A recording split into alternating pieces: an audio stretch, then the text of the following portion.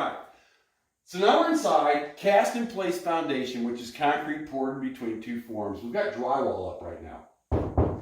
This is the front of the house, and this is where that courtyard area is. So we may have a break in the wall here in a couple spots, but I want to draw your attention to the floor.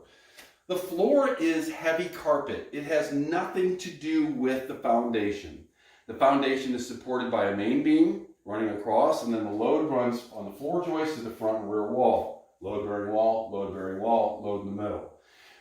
Prior homeowner had put two new beams in on both sides of the other beam in an attempt to stabilize, unaware that the perimeter was more the issue. So this is quite helpful.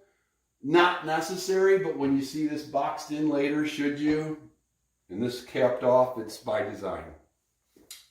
Rear of the house here, we got the little kick out in the back. We do know that there's a door not working properly, so we're half expecting something to happen on that wall corner. Here's where it gets interesting, is the bathroom area. So we'll be coming around and then up and through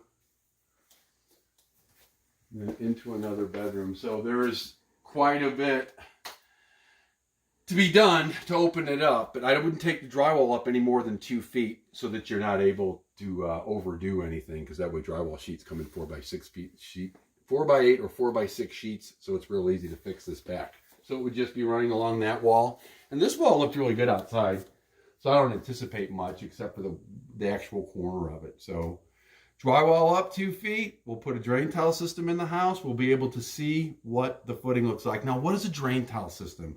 It's a system that manages subsoil water. The water that's below the floor, it's always there. Whether it's enough to leak in, it is enough to push the foundation around. And we talked a little bit about weight of water.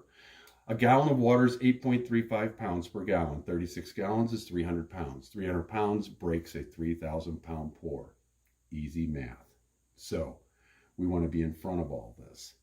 What I would say with the floor is, after we're done, if you're not happy with the floor, I know a company that can do floor leveling, in the sense that they'll just put something on top and level it out nice.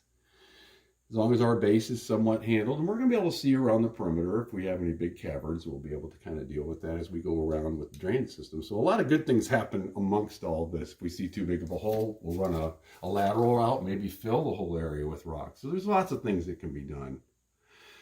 So let's start with that. Let's take a look at the footings. Let's make sure that the piers that were put in are operating properly, and let's do some wall repair. Probably is going to come into play besides the drain tile system, and we can get there. Water management, drain tile system, crack repair, and that's how we get there. Thanks.